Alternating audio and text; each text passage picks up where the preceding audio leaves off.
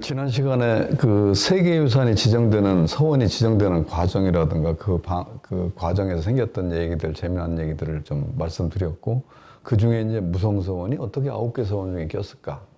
그리고 무성서원이 갖고 있는 특징은 뭘까? 이런 얘기를 슬쩍 말씀을 드렸는데, 전체적으로 지난 시간은 이제 한국의 서원이 세계유산 되는 과정 얘기가 주였어요. 근데 이제 오늘은 무성서원 얘기만 좀 해보려고 해요. 그래서 오늘 시간에는 무성서원의 역사와 그 전체적인 이야기를 주로 하고, 다음 시간에 이제 무성서원이 갖고 있는 특징들이 있잖아요. 뭐 유물이라든가 인물이라든가 또 다른 건축이라든가 이런 거 있어서 그거를 이제 성격별로 좀 정리를 하는 그런 방법을 하려고 합니다. 오늘은 무성서원의 창건과 그 역사에 관한 이야기를 하도록 하겠습니다.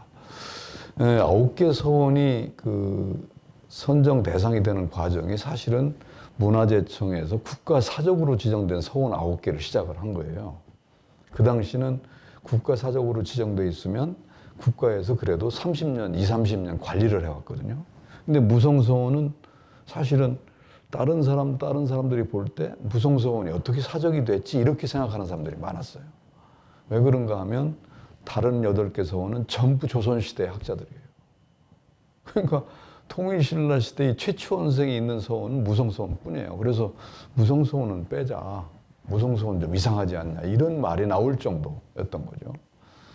그래서 이제 무성서원이 갖고 있는 굉장한 특징이면서도 다른 8개하고 비교했을 때 약간 좀 다르다. 이런 게 있다는 걸 말씀드리고. 그 다음에 이제 다른 서원들은 대개의 경우 산속 깊은 데 가서 돌을 닦는, 말하자면 아주 경관이 좋고 조용한 데 가서 토론을 하고 공부하고 심의하는 그런 것이었다면, 무성서원은 왜 그 마을 안에 주변에 집들 사이인데 그 사이에 그게 딱 있느냐, 또 이런 걸 갖고 얘기하는 사람들이 있었거든요. 근데 거꾸로 우리가 강변을 한 게 그 세계유산위원회나 그 문화유산 하는 사람들한테 왜 무성서원이 여기에 들어가야 되는가를 제가 설명을 많이 한 사람이에요. 그게 뭐냐 하면 지방 교육의 어떤 그 오랜 전통을 가진 곳이 여기다.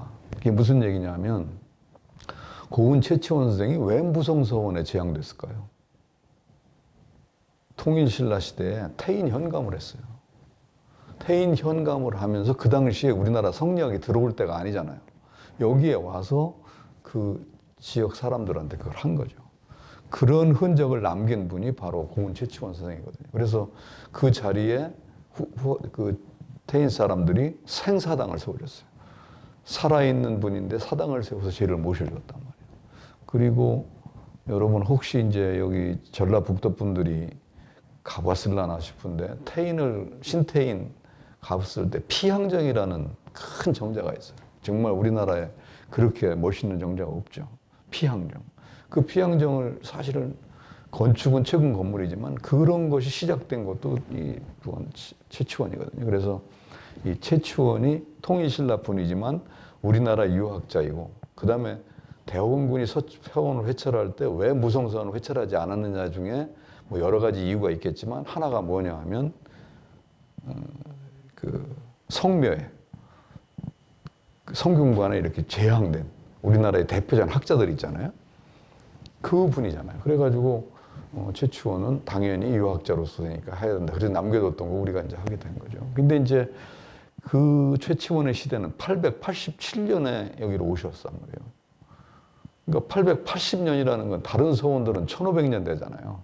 그러면 처음에 유서가 되는 게 굉장히 너무 다른 건데, 그 뒤에 어떤 일이 벌어지느냐 하면, 이 태인 사람들이 고은 선생의 그 교육 흔적을 따라서 흥하의 전통을 이어가지고 지금 무성서원이 있는 곳에 서당을 건립해요. 그리고 성종 때 1485년에는 지금 무성서원이 있는 곳에다가 사당을 건립하고 태산사라고 해서 거기다 사당을 만들어 놓고, 이제 그러면서 우리 그 다른 인물들을 제향하기 시작해요. 근데 이제 제일 그래도 처음에 태산사하고 이 서원의 성격을 만든 분이 누구냐 하면 송세림이라고 하는 분. 이분은 이제 제향까지 되지만, 이분이 지금 자리에다 강당하고 동서재를 져서 이름을 향학당으로, 그때 서원이라고 안 했어요. 향학당으로 이걸 만들었다는 기록이 있어요. 그래가지고 이게 1510년이거든요. 그러면 소수서원이 1540년이거든요. 그 전에 이미 서원의 형태는 아니지만 태인에는 그게 있었던 거죠. 그 다음에 이제 30년 뒤에 신잠이라는 분이 태인 현감으로 와가지고 태인에다 사부학당을 건립해요. 동서남북으로. 그러면서 강학을 굉장히 해서. 그래서 이게 참 재미난 일인데 있을 수가 있나 싶은 저는 의아심이 듭니다만 1540년 되면 사림들이 사종문화가 이제 서서히 한국에 정착할 때인데 그때 어떻게 상사당을 만들죠?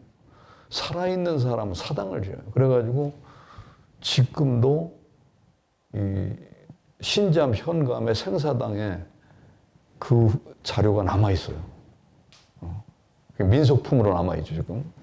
그래갖고 이 목상도 있고 거기에 있던 현판도 있고 그게 참 나는 그것도 굉장한 거라고 생각해. 그리고 이제 신잠 현감의 공적비도 크게 세워놓은 게 있고 그게 또 하나의 자료가 되었더라고요. 근데 그래서 이제 신잠 이 현감이 또 최치원의 지방 교육을 리와인드 시켜서 굉장히 발전시키는 사람이라 해가지고 최치원하고 신잠을 같이 모셔서 태산서원을 건립하는 거예요.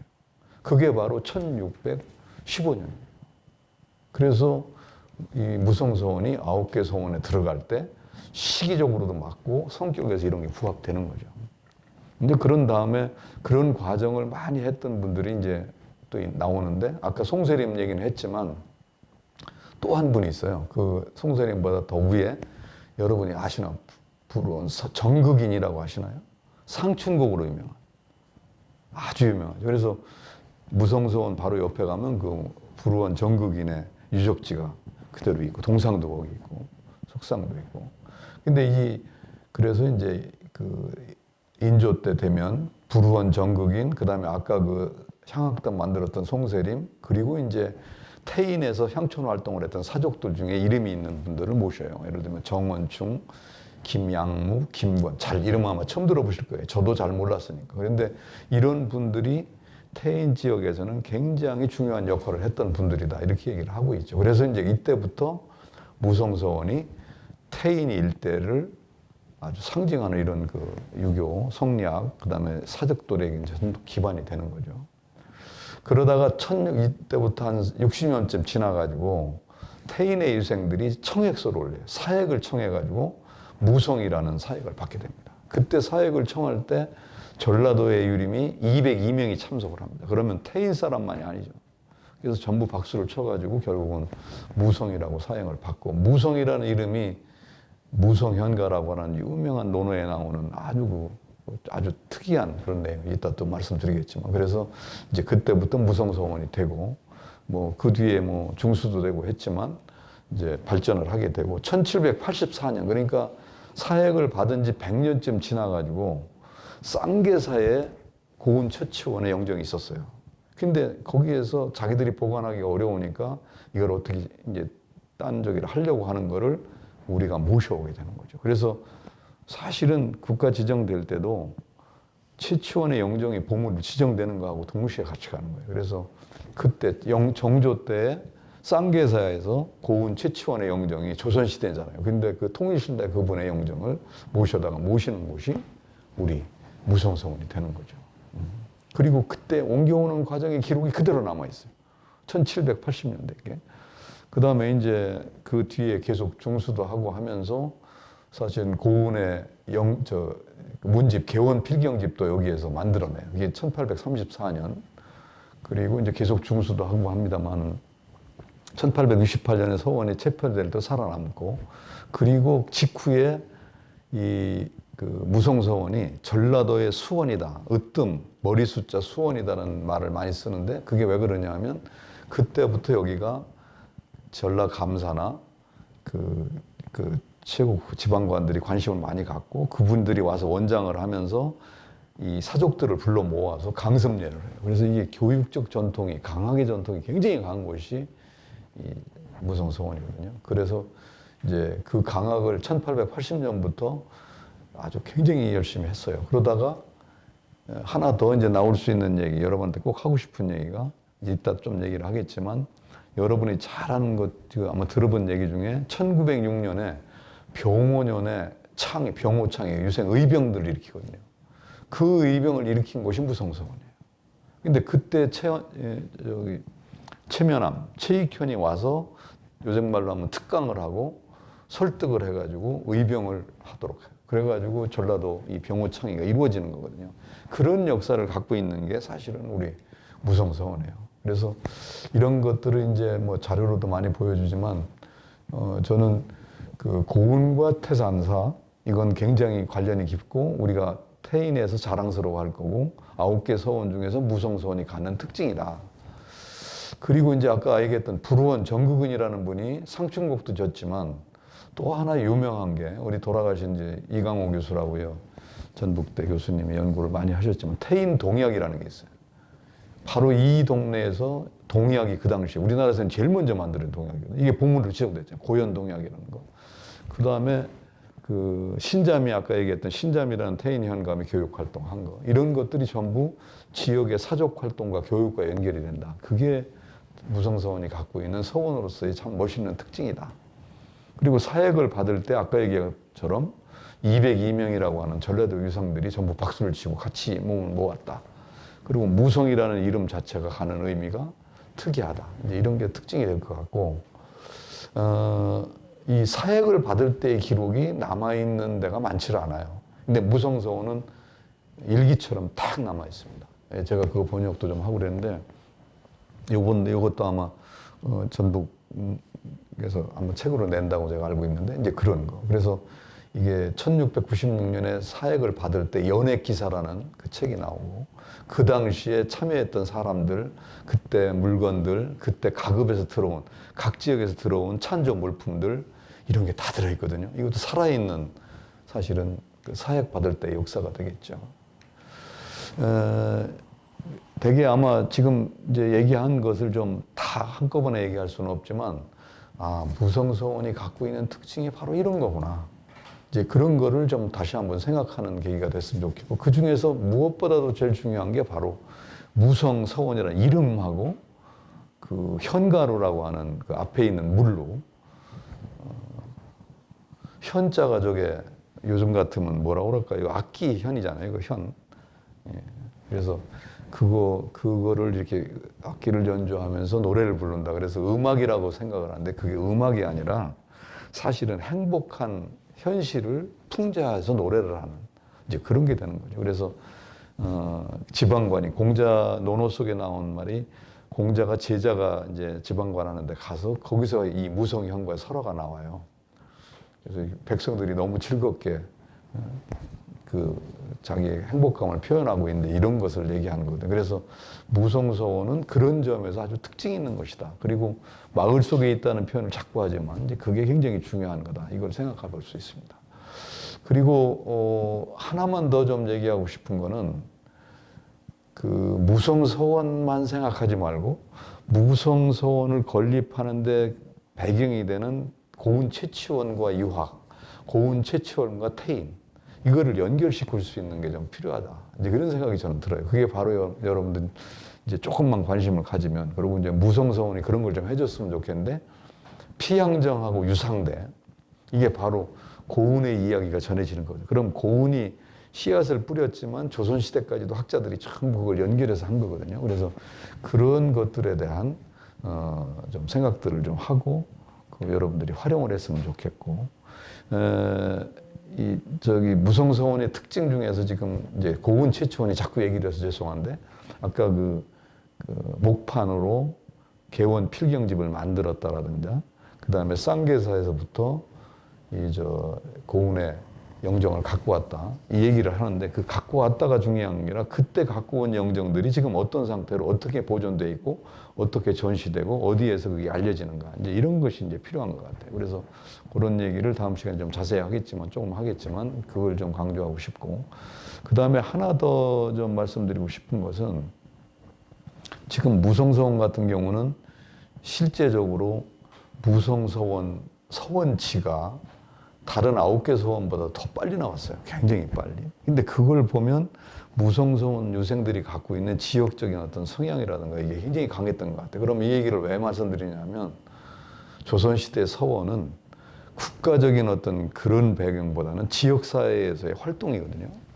그래서 그들이 어떠한 자원과 어떤 생각과 어떤 활동을 어떻게 했는가, 이게 굉장히 중요한 거거든요. 그래서 그런 것도 이게 봐야 되고, 하나만 더 좀 강조할 것이 뭐냐 하면 태인 동약, 향음주래도 그렇지만 태인 동약, 향약, 이 향약을 만든 분들이 사실 따져놓고 보면, 만들어서 운영한 분들이 무성서원이 초창기 태산사라는 것을 시작해가지고 태산서원 만들고, 그 다음에 여러분이 재앙되기 전까지, 사획받기 전까지 활동할 때 그 언저리에 있는 분들이 바로 그분들이거든요. 그래서 그런 것들에 대해서 여러분들이 한 번만 더 좀 관심을 가져주면 어떨까. 재앙과 관련해서 무성서원은 다른 서원과 굉장히 달라요. 그래가지고 처음에는 이걸 강조를 굉장히 많이 했었어요. 니들 이런 건 못 봤을 거다. 무성서원이 가지고 있는 특징이다. 근데 그거를 여기 지금 강의 들으시는 분들 처음 들을 수도 있고, 님들도 별로 모르더라고요. 왜냐하면 평상시에 해왔으니까 우리 무성서원의 특징이라고 생각을 안 하시는 것 같아요. 근데 뭐냐 하면, 무성서원은 재앙을 할 때 황토를 뿌려요. 앞에다가 신실, 사후 앞이나 정면 앞에. 그 황토가 뭘까요? 이렇게 어른들이 거기다 황토를 뿌려요. 그 황토가 뭘까요? 이것도 잘 모르실 거예요, 아마. 근데 모든 유교 문화, 사당이나 사후나 신실이나 이런 데가 있는 향교 같은 데가 뭐 앞에, 제일 앞에 있는 게 뭐예요? 홍살문이죠, 홍살문. 홍살문이 바로 신이 들어오는 정문인 거예요. 그래서 홍살문에는 그 무슨 팥죽이라고 그러죠. 우리가 팥죽 색깔로 이렇게 칠하잖아요, 그게. 근데 그 팥죽이, 이 잡기들이 그걸 보면 물러나야 돼요. 그래서 그 팥죽 순 얘기가 일반 민간 신화에 무지 많이 나오죠. 근데 그 팥죽 같은 색깔의 황토를 무성서원 재앙할 때 뿌린단 말이에요. 이거는 유교적인 것이 아니에요. 약간 무속적인 거, 민속적인 거거든요. 근데 그런 특징이 있는 거예요. 당연히 한단 말이에요, 무성서원에서. 그래서 이제 그걸 가지고 논란을 좀 벌였죠. 이거는 보이지 않는 특징인데 왜 이걸 감추려고 하느냐. 아니, 그걸 드러내면 서원의 기본 성격이 왔다 갔다 하니까 그 얘기까지 꼭 할 필요가 있냐, 이런 논란을 연구자들끼리 한 적이 있어요. 근데 어쨌든 간에 분명한 거는 지금도 황토를 뿌리는 게 무성서원만의 특징이거든요. 이제 이게 바로 보이지 않는 9개 서원이 하나씩 갖고 있는 특징이거든요.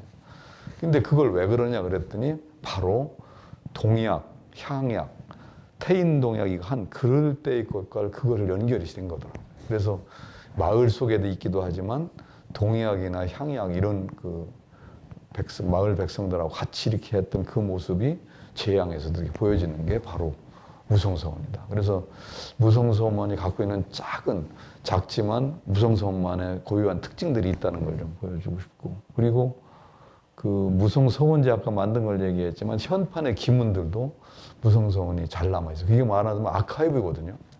서원에 있는 기문들이 연대별로, 성격별로 그걸 내력을 적어놓은 거거든요. 이런 것들이 바로 무성서원에 갖고 있는 어떤 그 재미난 특징이어서 이걸 좀 말씀드리는 겁니다.